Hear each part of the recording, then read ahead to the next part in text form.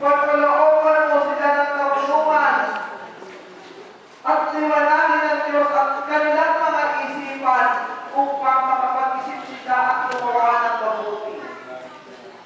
My dear sisters and brothers, nagturo sa ang tao dahil sa napakaraming maling desisyon. Ilan dito, ang ngayon ay nagturo mo ang puso, hindi maintindihan kung paano lulusutan ang problema sa dami ng utang. Hindi makipagkita sa mga kaibigan, sunod pumunta ng bawal, hindi makapunta dahil baka makita ang inuutangan. Ilan sa atin ang ganyan, kaya kailangan tayo magdasal. Dahil ang Diyos from the beginning, ayaw tayong iwanan. Ito ang sabi niya bago siya umalis. Dahil alam ng Diyos na ang tao malituhin, ang mga Pilipino madaling matalanta. Sa English ay tarantated. Ito ang sabi ng pangako ni Jesus bago siya umalis.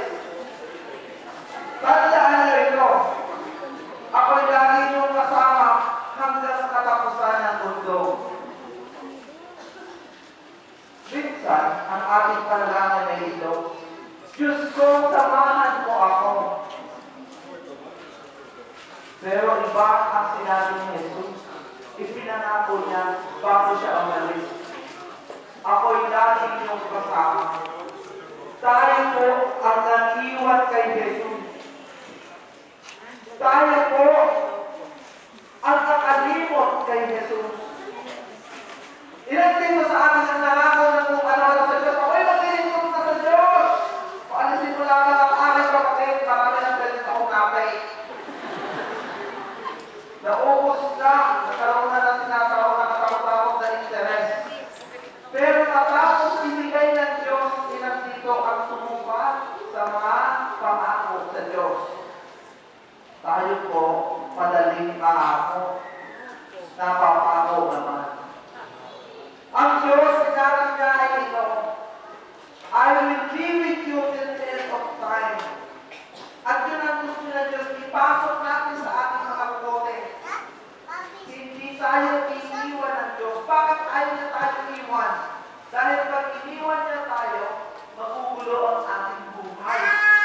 At karamihan po ngayon na gulo ang buhay, hindi dahil sa iniwan ni Jesus, kung hindi kinalimutan niya na si Jesus ay sumasa kanya.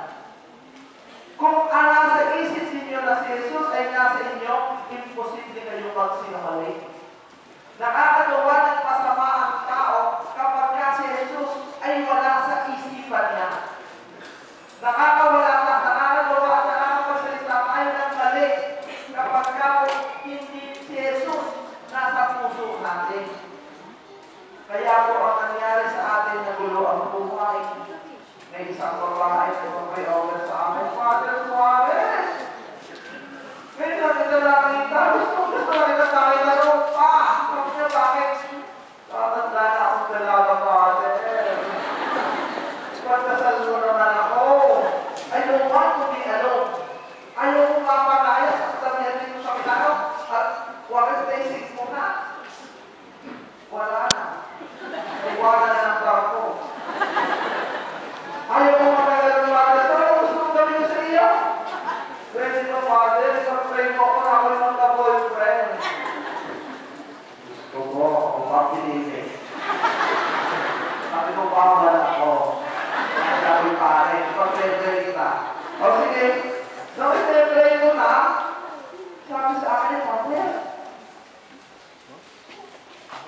siguro alam ko na eh, kung bakit wala naninigaw sa akin. So I was curious. Ano kaya ang dahilan? Alam mo sabihin, mabawak niya ng Galilea.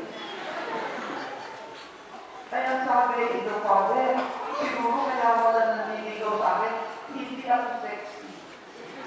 So ano gusto mo i-pray sa iyo? Father, pwede ba? I-pray mo ako na ako naman na ipumaya. O sige, pwede kita na ipumaya. Sabi ko, Diyos ko, ano kung sasabihin ko sa babae ito? Ito ang kauna-unahan ng pagpapasal sa akin na siya ay tumaya. Alam mo, ang Diyos, binulungan ako, ang sasabihin ko sa kanya, so, silabit ako ng bahay, sabi ko, pupigit ko ang iyong mata. Pumigit naman. Pakinggan mo ang aking sasabihin. Makinig naman. At ito ang sinabi ko. Huwag kang kumain ng napakarami.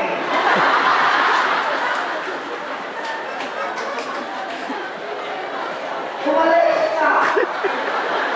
Hindi man na nagpaalam. Sabi ko, my God, ang ganito yan tayo ng kawain ko. Ganito ba?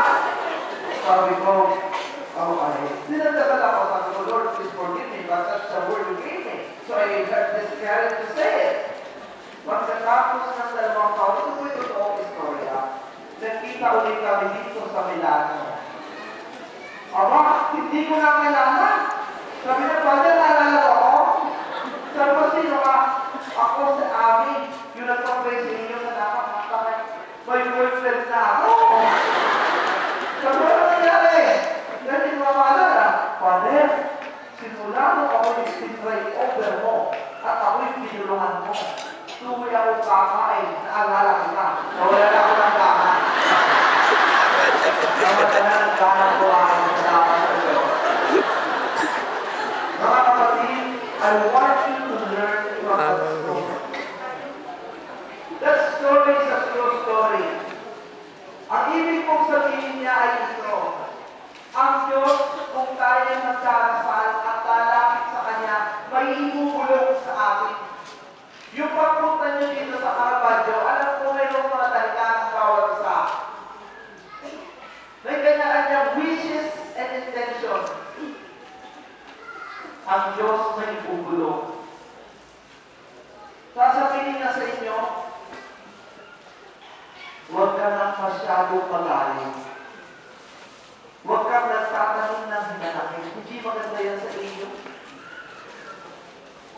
Lahat ng sasabihin ng Diyos, ikakabuti natin. God will not set us something that's not good for us because He's a good God. Everything and everything that God is going to show us is for our own sake. But most of the time, we have no mind to listen. Bigyan natin ang ating sarili ng sandali na makinig. Dahil sa ating problema, lahat yan ay solusyon. Kaya nga ang panalangin ni San Pablo ay ito, sana bigyan tayo ng karunungan. Alam niyo ba kung saan galing ang tao? Kung saan nagaling ang pangamba? Ang takot at pangamba ay nanggaling sa mga tao walang kaibigay ng dahilan kung paano ito nangyari. If we will be able to give any reasons for any circumstances that God has given us, there will be no fear. Walang takot na mabubuo sa ating isip. Bubulungan kayo ng ating Panginoon ngayon ng ganito. Huwag ka nang mangutang ng mangutang. Pagbayad ka muna sa utang mo. Bago ka